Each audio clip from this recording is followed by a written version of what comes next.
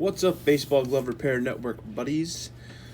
I'm going to go through what I thought was a really interesting set of comments on the topic that Alan Davis, one of our members, raised.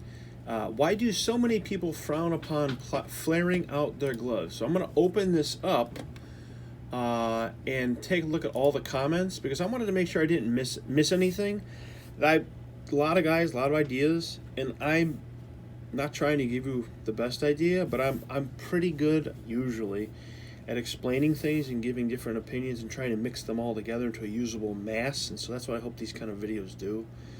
Kind of consolidate some of the ideas into one working thing so you have more opinions, etc. It's meant to help.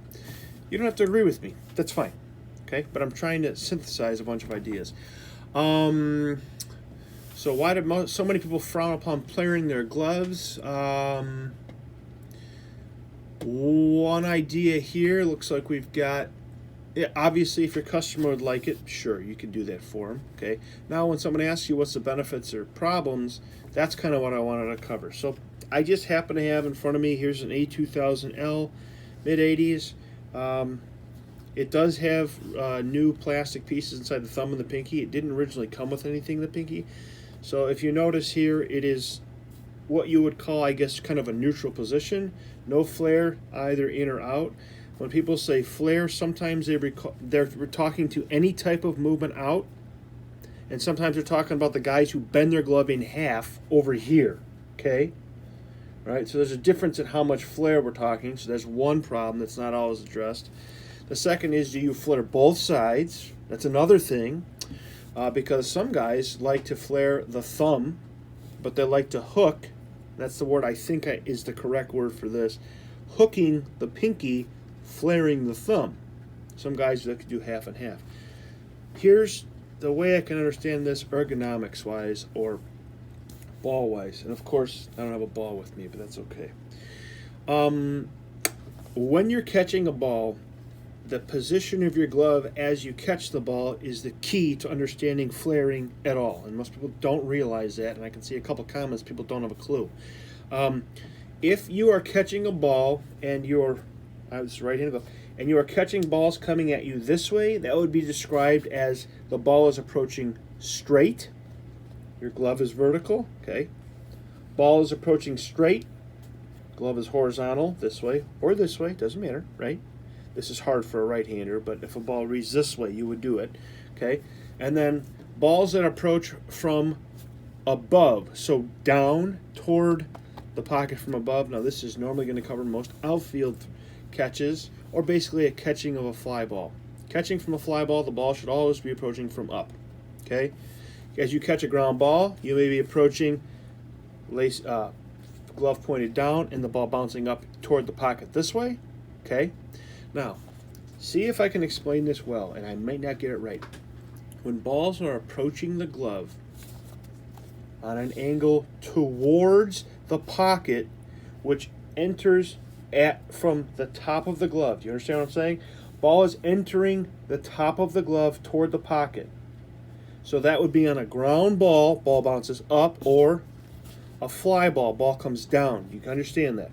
If that is where the most of your plays are being done, flaring your thumb and your pinky may be a help, because what you are doing is increasing the funnel action of the top of the glove. So balls that are constantly striking coming this way will be funneled toward the pocket. Now, right away, you're going to say, but Dave, an infielder has to play their glove in a lot of positions, whereas an outfielder normally catches balls coming straight down from the top. Got it? I got it.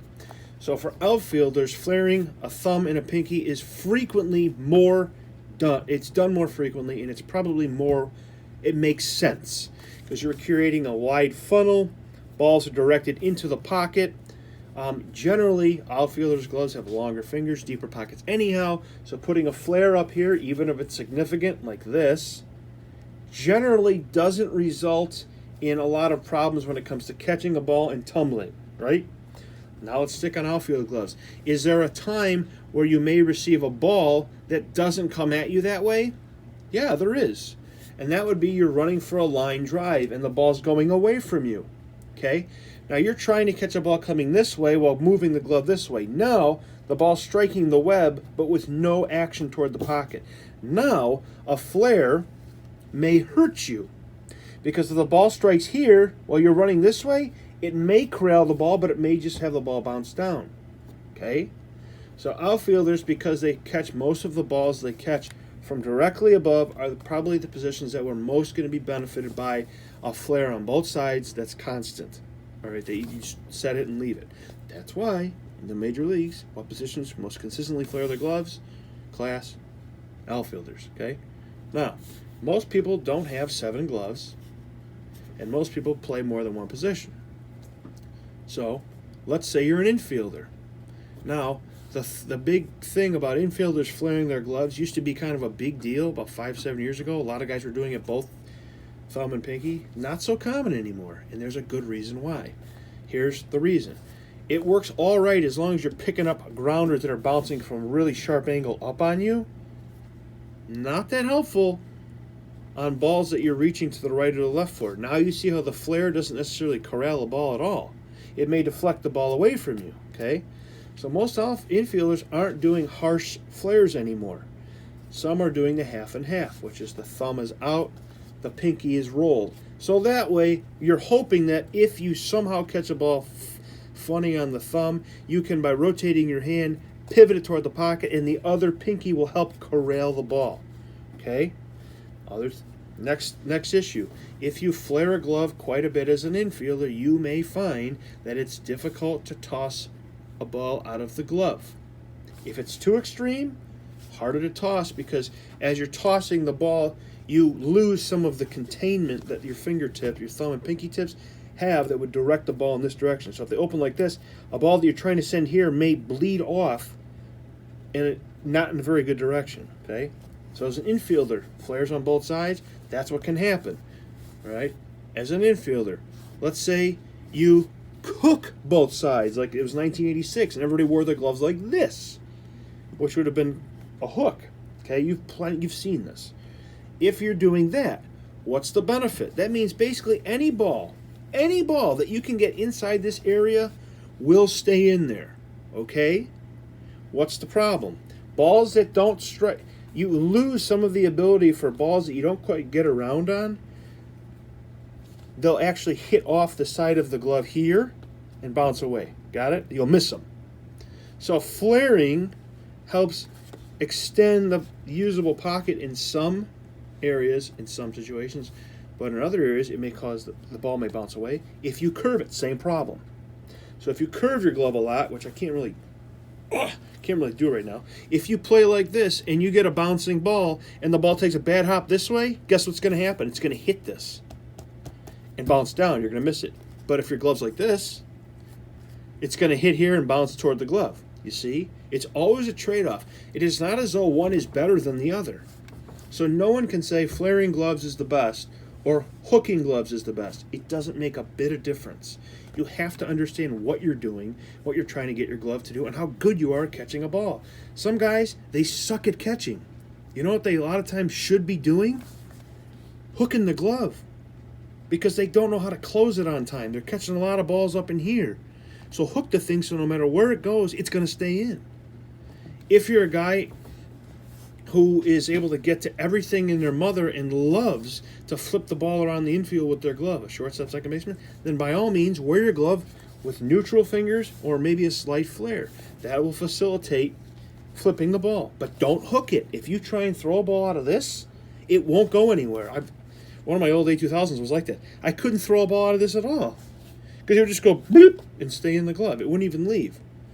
Okay? So, there are a couple of comments here that I thought were not very informed. I will point them out, not because I think people are stupid, but a couple. I like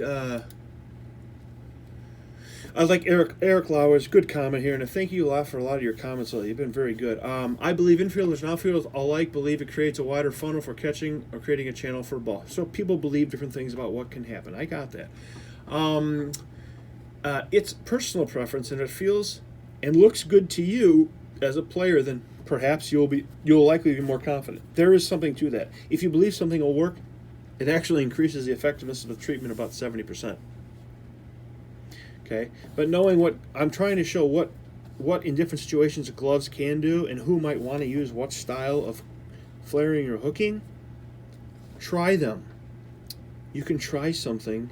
Just make sure when you're working on your thumb or pinky pieces, you're uniformly trying to bend them. You see how I'm moving my hand up and down? There are holes in here, and if you just start going, you'll crack them.